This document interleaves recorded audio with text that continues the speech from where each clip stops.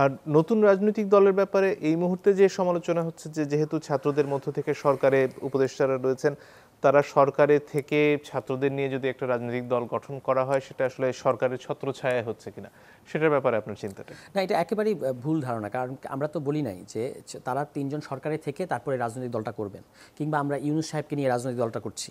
যদি সেটা হতো তাহলে সরকারের ছত্রছায়া কথাটা বলা যেত। ব্যাপারটা হচ্ছে যে এই অভ্যুত্থানের পরে যে পজিটিভ এনার্জিটা তৈরি হয়েছে তরুণদের মধ্যে কিংবা ছাত্রদের মধ্যে, সেটাকে প্রিজার্ভ করার একটা ব্যাপার আছে, সংগঠিত রূপ দেওয়ার ব্যাপার আছে। কারণ বৈষম্যবিরোধী ছাত্র আন্দোলন তো একটা আন্দোলনের প্ল্যাটফর্ম ছিল, সেটা এখন একটা সাংগঠনিক কাঠামোর মধ্যে যাচ্ছে। সেটার সবচেয়ে বেটার ওয়ে হচ্ছে রাজনৈতিক দল করা। এবং আমাদের আসলে সমাজে যে শূন্যতা তৈরি হয়েছে, রাজনৈতিক শূন্যতা, এটা কাটানোর জন্য একটা রাজনৈতিক দল দরকার। এখন ওই তিন উপদেষ্টা তারা যদি রাজনৈতিক দলে আসতে চান, তাহলে তাদেরকে ওই পথ ছেড়ে আসতে হবে। আর তারা যদি ওই পদে থাকেন তাহলে তারা রাজনৈতিক দলে আসতে পারবে না। এটার ব্যাপারে আমাদের তো কোনো, আমরা লুকোছাপা করি না। আমরা বলি না যে তারা ওই পদেও থাকবেন, মানে মন্ত্রণালয়েও থাকবেন, আবার তারা রাজনৈতিক দলেও আসবেন, সেরকম ঘটনা কিন্তু ঘটতে যাচ্ছে না।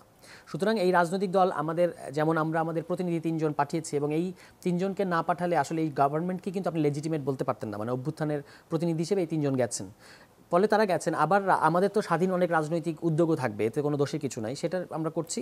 এবং তারা সিদ্ধান্ত নেবেন যে তারা আসলে এখন কি রাজনৈতিক দল করবেন নাকি তারা সরকারে থাকবেন, সেটা তাদের সিদ্ধান্ত।